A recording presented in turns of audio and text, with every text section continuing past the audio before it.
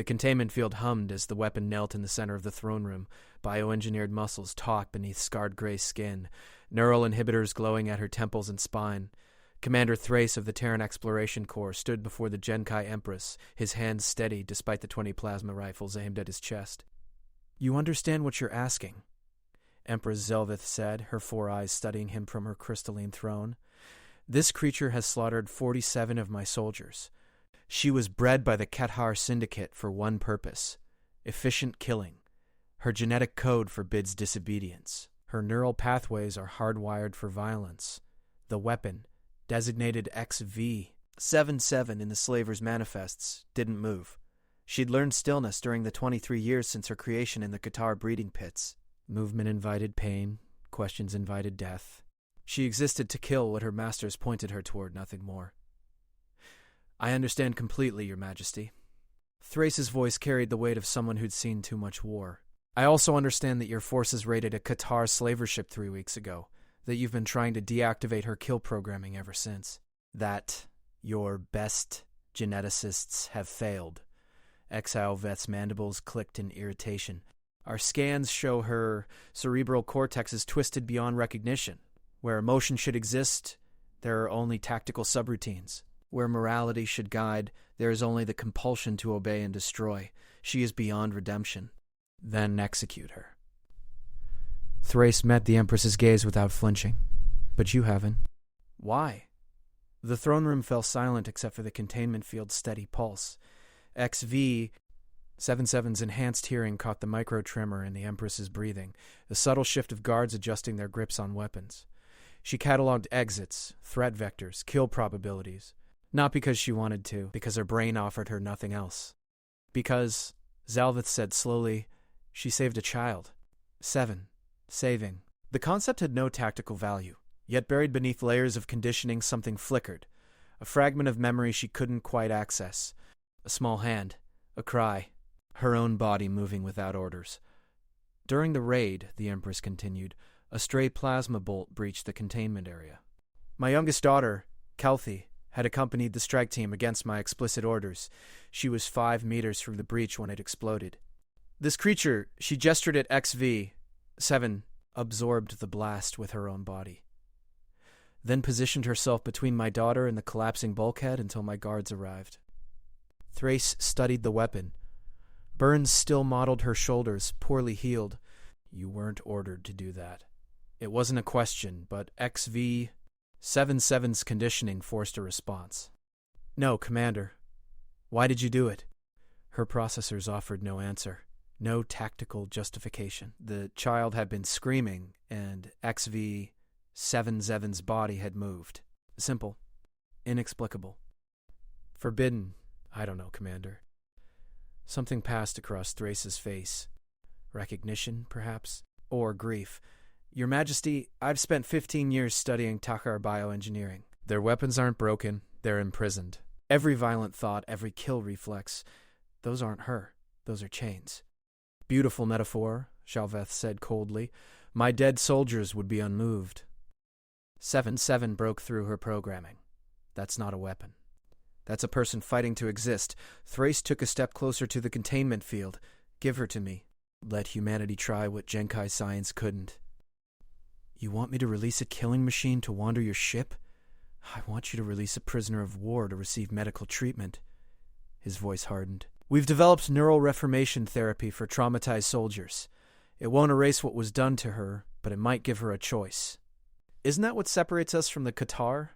We believe people can choose to be more than what they were made to be." XV-77's inhibitors pulsed, sending pain cascading through her nervous system. An automatic response to elevated stress. She forced her breathing to remain steady, her heart rate to slow. "Show weakness, die." The Kethar's first lesson. "If she kills anyone on your vessel," Zalvith said, "I will hold you personally responsible. If she kills anyone on my vessel, I'll deserve it." Thrace looked directly at XV-7. "What do you want? If you could choose, right now, what would you choose?" The question violated every protocol in her conditioning.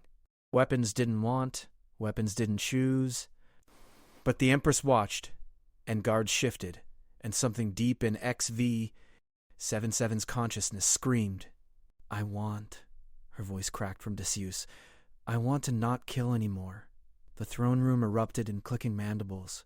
Genkai laughter or disbelief, XV, 7-7 couldn't tell.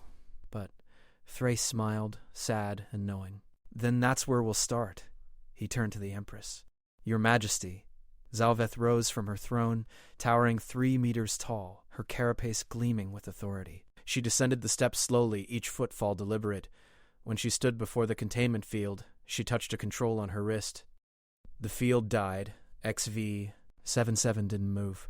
20 rifles tracked her. One wrong motion and she'd be vapor. Stand, Zalveth commanded. XV, 7-7 stood. Her legs trembled, but she locked her knees. Commander Thrace is offering you freedom. Do you understand what that word means? No, Your Majesty. Neither did I once. The Empress's voice dropped. My species was enslaved for 3 generations before we broke our chains. I know what it costs. I know what it takes. She leaned closer. I'm giving you to this human not because I trust him, but because my daughter is alive because of you. That debt requires payment. If you ever threaten innocence again, I will kill you myself.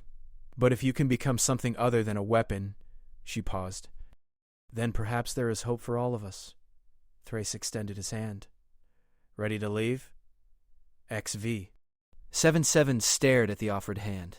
In 23 years, no one had ever reached toward her without violent intent. Her tactical subroutines identified 17 ways to kill him before his guards could fire, but the child had been so small. And XV. 7-7 had moved without thinking. Maybe she could choose without thinking, too. She took his hand. The neural reformation chamber looked like a coffin lined with fiber-optic veins. XV. 7-7 stood outside it on the Terran ship Prometheus, watching technicians calibrate systems she didn't understand. 3 days since leaving the Genkai homeworld. 3 days of walking freely through corridors, of crew members giving her wide berth, of Commander Thrace sitting across from her in the mess hall explaining what therapy meant. It's not mind control, he'd said. We can't delete your memories or your training. What we can do is help your brain build new pathways. Give you processing space to think thoughts that aren't tactical, feel emotions that aren't mission-focused. He pushed a tray toward her. You need to eat. Real food, not nutrient paste. 7-7 had stared at the meal. Some kind of grain, vegetables, protein. I don't require taste. Nutrients are sufficient. You're not on a mission anymore. You're allowed to enjoy things. The concept had no meaning. But she'd eaten, and the flavors had been unexpected, almost overwhelming. Now Dr. Sarah Chen, the ship's chief neuroscientist, approached with a tablet. We've reviewed your scans. The Qatar-embedded control nodes throughout your limbic system. Every time you experience an emotion that doesn't serve violence, you get a pain response. Every independent thought triggers a corrective shock. I know. XV-77 had lived with the inhibitors for so long she barely noticed anymore.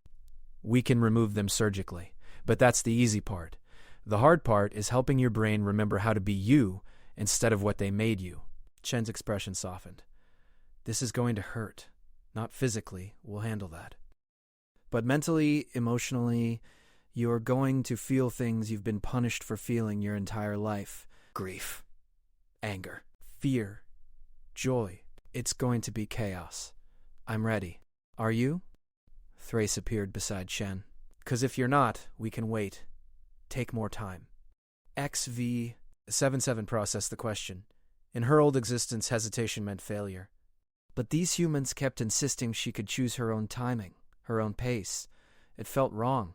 Everything felt wrong except the child, she said quietly. Calthie.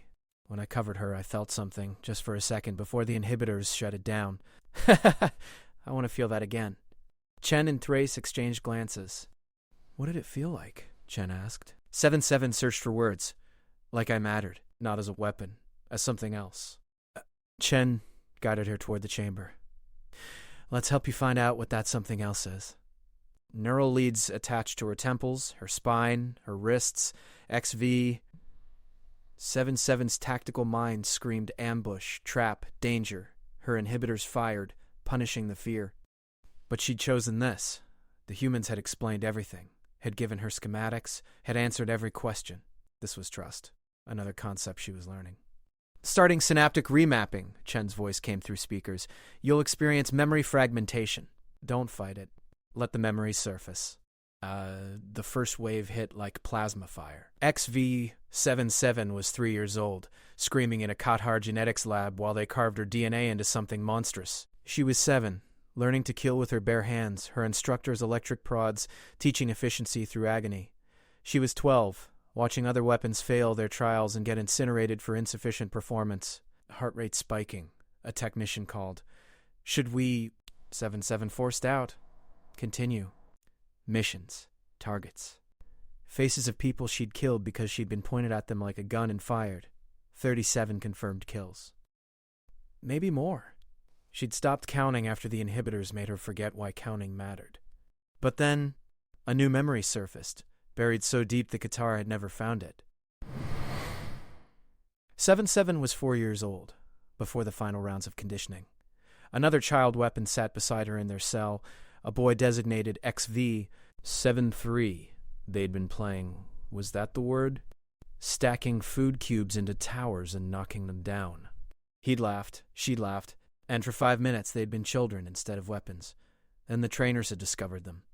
XV73 had been taken away. She'd never seen him again. The grief crashed through her like a collapsing bulkhead. Not tactical, not useful. Just pure, overwhelming loss for something she hadn't known she could lose. The inhibitors fired, trying to suppress it, but the reformation therapy pushed back, forcing the emotion to complete its cycle.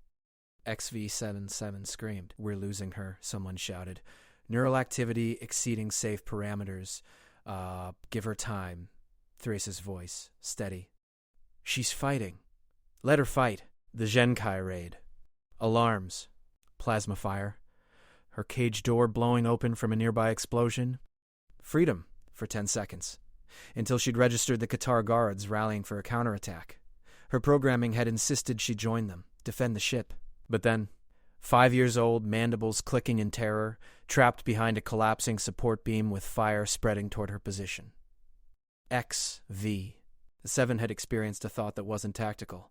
She's like I was, small, scared, helpless. The guards had been shouting orders. The inhibitors had been demanding compliance. But XV77 had moved toward the child instead. Had pulled her free. Had covered her when the bulkhead exploded because in that moment, protecting seemed more important than obeying. It had felt like drowning, like dying, like being born. There, Chen's voice pulled her back to the present. See that? Your amygdala just processed empathy without a corresponding pain response. We've successfully bypassed the first inhibitor node. The chamber hummed around her. How many nodes? XV7 asked. 47 embedded throughout your neural structure. A pause. This is going to be a long process. Each node required careful dismantling. Each pathway needed delicate reconstruction. XV77 experienced emotions she didn't have names for. Fury at the Kathar, sorrow for her lost childhood, terror of what might happen if the therapy failed and she became a weapon again, but also gratitude toward Thrace for giving her this chance. Curiosity about what food might taste like without inhibitors suppressing pleasure. Hope fragile and strange that maybe she could be more than what she'd been made to be. When they finally opened the chamber, XV77 could barely stand. Chen and Thrace caught her arm, supporting her weight. How do you feel? Chen asked. XV77 opened her mouth, closed it, opened it again. Everything hurts, but not like before. She struggled for words. It's like I'm loud inside. Like I've been whispering for 23 years and now I'm shouting and I don't know how to control the volume. Thrace smiled. That's called being human. Or close enough. I'm not human. No, but you're a person. That's what matters.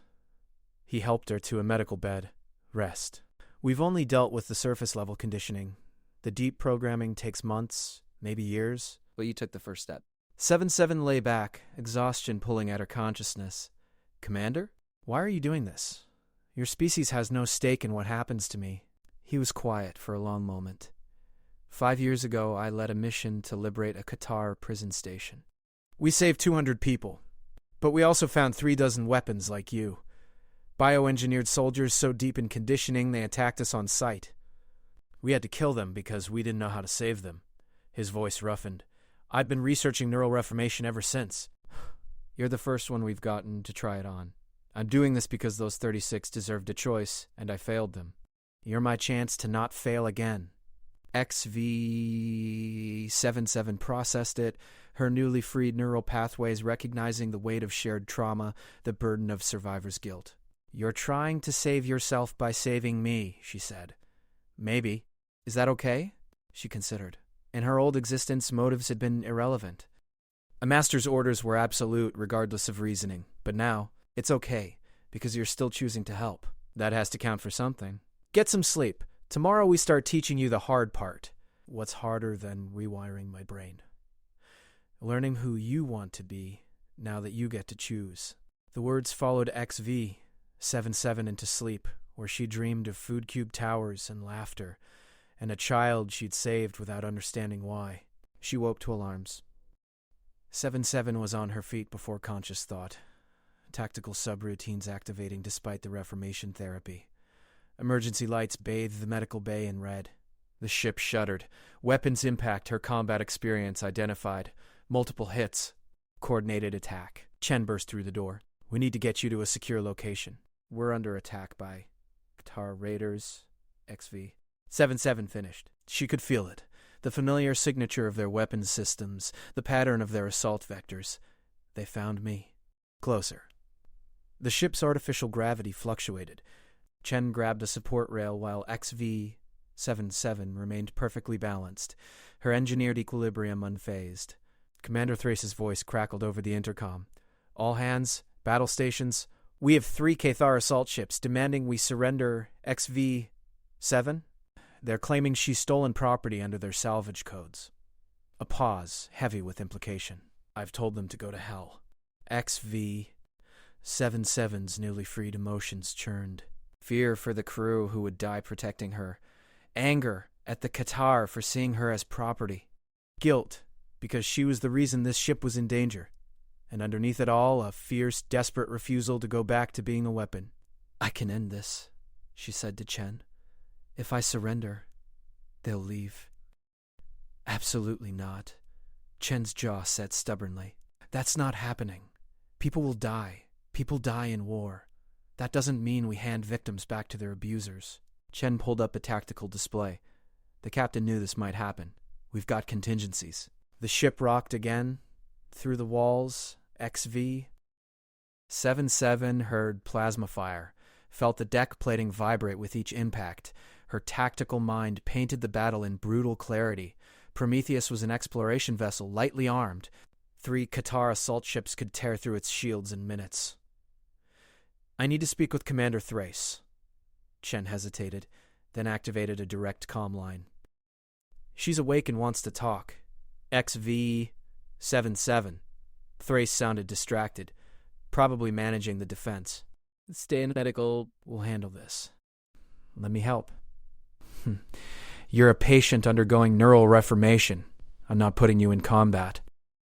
I was engineered for this. I can improve your survival odds significantly.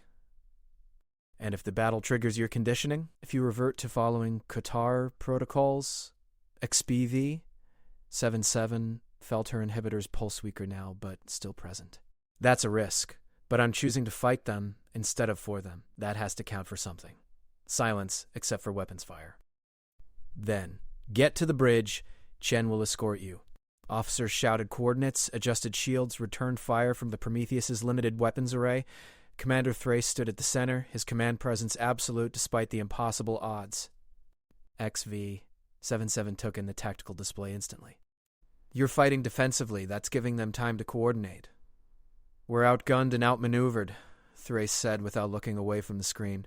Defensive is all we have. No. Defensive is what you're trained for. Qatar tactics rely on overwhelming force against static targets. They won't expect aggression from a science vessel. She pointed to the display. That assault ship on the left is their command vessel. See how the other 2 adjust formation every time it moves? Take it out and the others lose coordination? We don't have the firepower to take out a command vessel. You don't. I do. XV-77's hands moved across the tactical console without conscious thought, years of combat programming flowing through pathways not yet reformed. Their shield generators have a 2-second recharge gap after deflecting sustained fire. Hit them with everything you have, pull back right before their shields reset, then I take an assault shuttle through the gap. That's insane, Chen breathed. You'd be vaporized. I'd be doing what I was made for, except this time I'm choosing the target.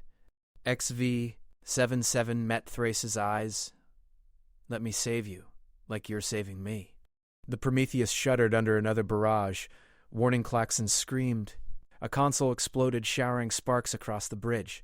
Shields at 30%, the tactical officer called. We've got maybe 2 more volleys before we're exposed. Thrace's jaw worked. Then, prep assault shuttle 3. Load it with breaching charges and give her a manual override on the detonation. Sir, that's a suicide run. That's an order. He turned to XV-77. You get in, you plant charges on their shield generator, and you get out. No heroics. No sacrifice plays. You don't get to die before we finish fixing what they did to you. Clear?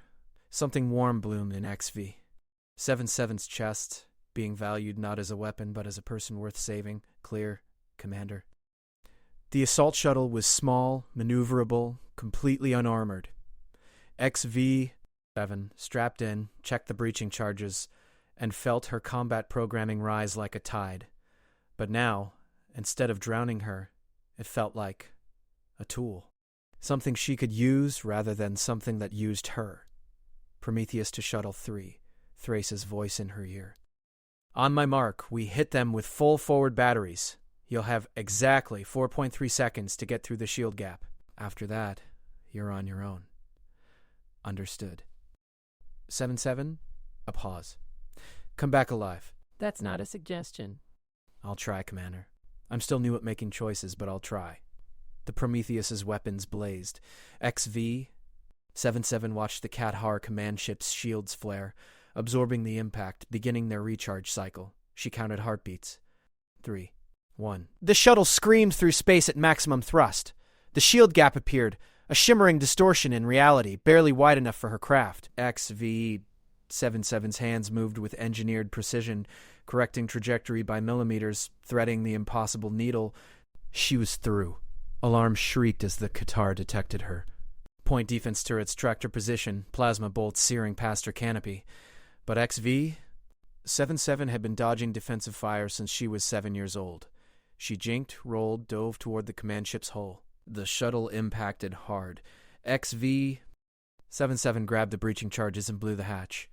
Vacuum tried to pull her out, but her enhanced strength kept her anchored as she maglocked her boots to the Kathar hull. She'd been on ships like this, had lived on ships like this.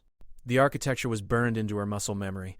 Where the shield generators would be, where the structural weaknesses lay, she moved with lethal efficiency, placing charges at critical junctions. Hatch opened. Kathar soldiers poured out, weapons raised. XV-77's conditioning screamed at her to obey, to recognize masters, to submit. But the Reformation therapy had carved new pathways, and she filled them with a single blazing thought. Never again. She fought. 23 years of combat training, of genetic enhancement, of pain-conditioned reflexes, all of it directed not by Kathar programming, but by her own furious will. She moved like liquid death, disarming soldiers, using their weapons against them, protecting the breaching charges because she'd chosen this mission and she would see it through. A plasma bolt seared her shoulder.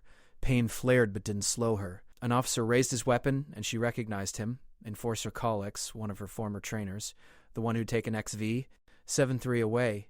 XV-77, he clicked in Kathar trade tongue. Stand down. You are malfunctioning. Return to your cell for reconditioning. Her inhibitors pulsed, trying to enforce obedience. But XV-77 had spent 6 hours learning to push through pain for something that mattered. She planted the final charge. My name, she said, her voice steady despite her injuries, is not a number. The shuttle's engines were damaged but functional. XV-77 threw herself inside, disengaged the maglocks and fired thrusters. The Qatar ship fell away beneath her. Through the viewport, she saw Enforcer Khalik's face, saw the moment he understood what was about to happen. The charges detonated. The shield generator exploded in a cascade of energy, creating a chain reaction that rippled through the command ship's power grid. The vessel went dark. Dead in space. Prometheus, command ship neutralized. XV-77 transmitted, her voice ragged. "We see it," Thrace replied. "The other 2 raiders are pulling back. You did it. Now get back here before you bleed out." 77 looked down. She hadn't realized how much she was bleeding, how many wounds she'd accumulated. Her tactical mind calculated blood loss, projected survival odds. 43% chance of reaching the Prometheus before unconsciousness. She aimed for the ship and pushed the shuttle's engines past their limits. The universe narrowed to essential functions. Breathe. Maintain heading. Don't pass out. Through the haze, she became aware of Thrace's voice, talking her in, keeping her conscious with questions about her favorite food. She didn't have one yet. Whether she preferred planetary or zero-G environments, she didn't know. What name she wanted to choose for herself? "Stay with me," he kept saying. "You don't get to die before choosing a name. That's an order." XV-77 guided the shuttle through on muscle memory and instinct. The landing was less controlled than it should have been, more crash than touchdown. Damage alerts screamed. She couldn't remember how to shut them off. The hatch opened. Hands pulled her free. Chen's face appeared above her, mouthing words XV-77 couldn't quite hear. "Did we win?" XV-77 managed. "We're alive," Thrace said from somewhere to her left. "That counts as winning." "Casualties?" 3 injured, none critical. "Because of you." That warm feeling again, even through the pain. People were alive because she'd chosen to protect them instead of being pointed at them. That mattered. That meant something. "Commander?" Her vision was fading. "I think I want to be called Sarah. Chen, but with 1 buck because I'm not quite human." "Sarah." Thrace's voice softened. "That's a good name. Now stay alive so you can use it." Darkness took her, but it felt different than before. Like sleeping. Like trusting someone else to keep watch while she rested. Like freedom. Sara woke to quiet. Not the tense quiet of tactical situations or the empty quiet of confinement. Just quiet. The gentle hum of ship systems. The soft breathing of someone sleeping in a chair beside her medical bed. She opened her eyes. Dr. Chen was slumped in the chair, tablet still clutched in one hand, obviously having fallen asleep while monitoring Sarah's recovery. The observation made something warm bloom in Sara's chest. Care. Someone had stayed to watch over her not because she was dangerous, but because they were concerned. Moving carefully to avoid waking Chen, Sarah took inventory of her injuries. Plasma burns bandaged and treated. Lacerations sealed, blood volume restored. The biomonitor displayed stable vitals. More importantly, her mind felt clearer. The inhibitors were quiet, not gone but less insistent.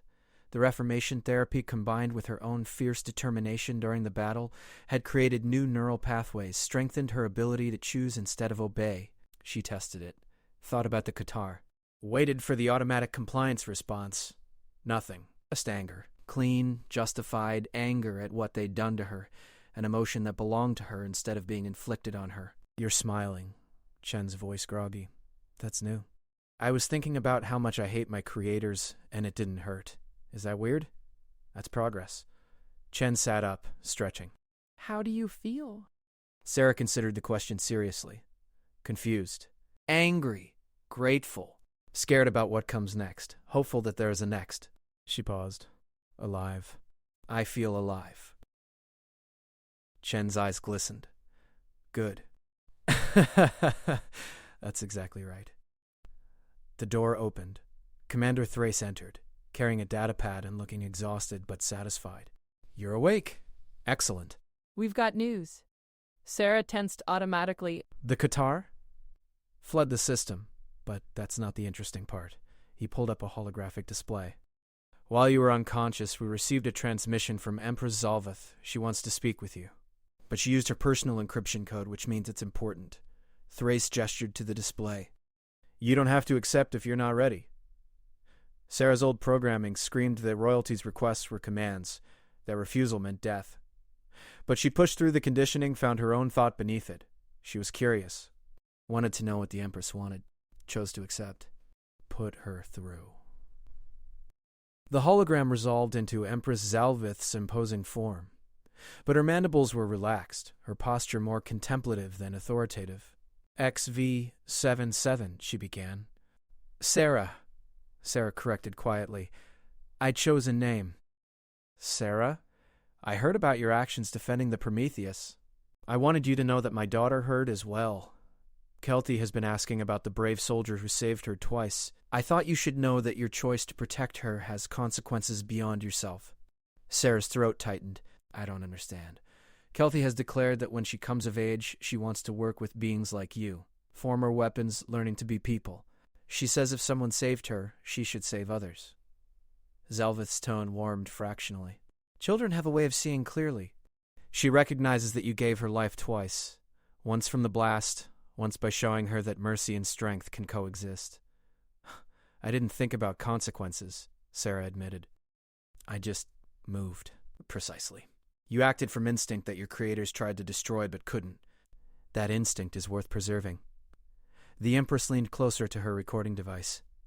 I'm establishing a rehabilitation program. The Zenkai Empire will provide resources and facilities for beings like you. Bioengineered weapons seeking freedom from their conditioning. We'll need expertise. You want my help? Sarah couldn't process it. I'm barely functional myself.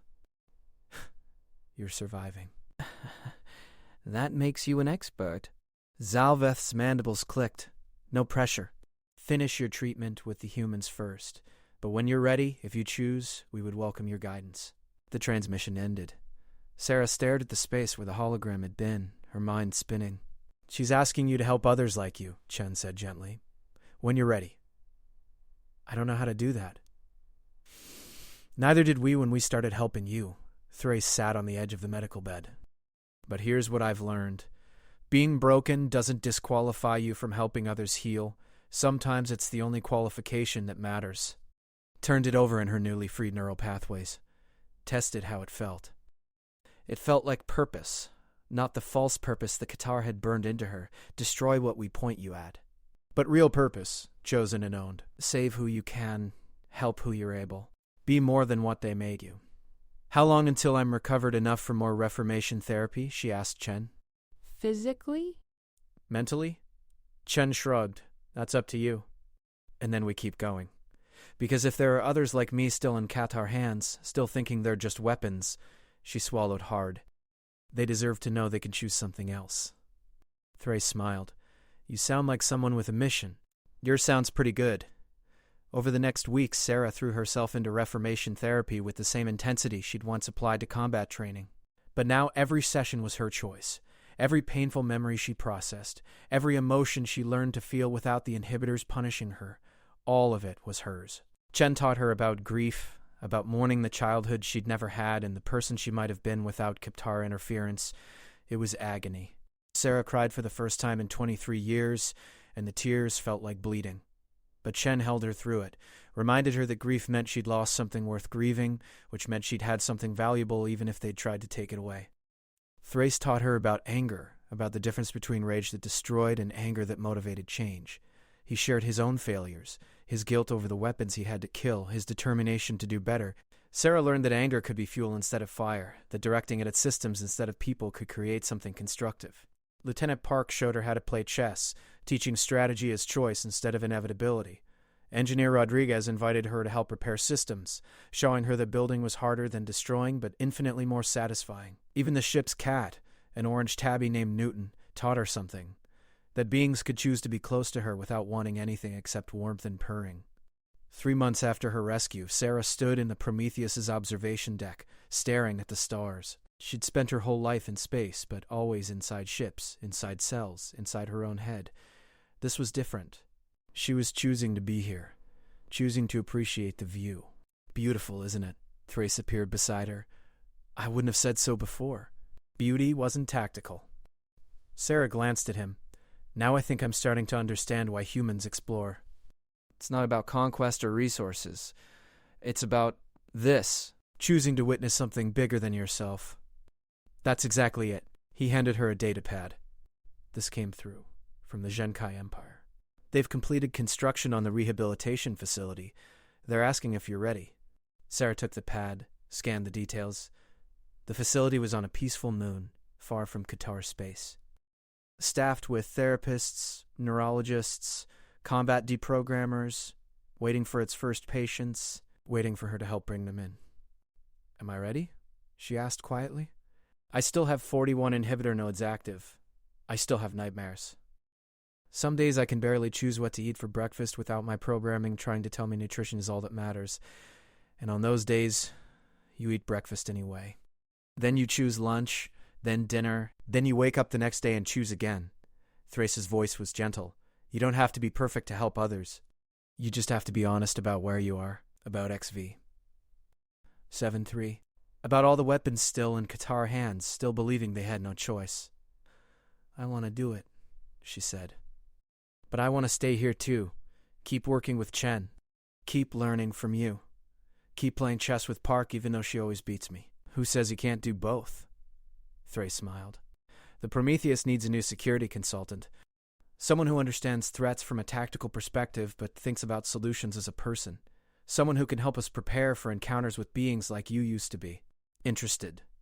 Sarah's inhibitors pulsed, weaker now but still warning her against accepting anything that sounded too good. But she'd learned to recognize conditioning versus instinct. What would the job entail, she asked, advising on security protocols.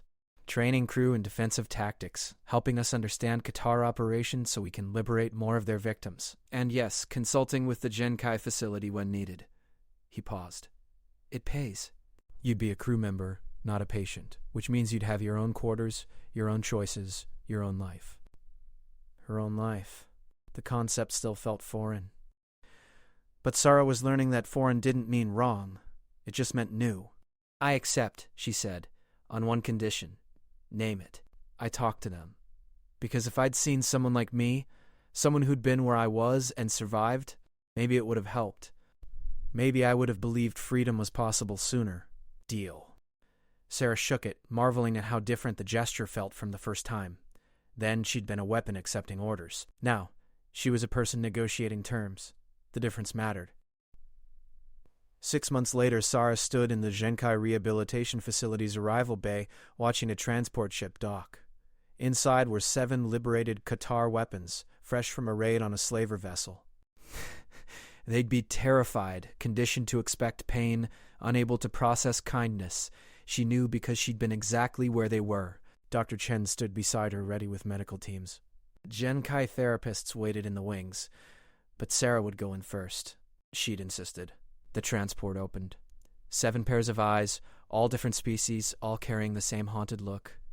They saw Sarah, saw her scars, her military bearing, her obvious combat design, and tensed, recognizing a fellow weapon.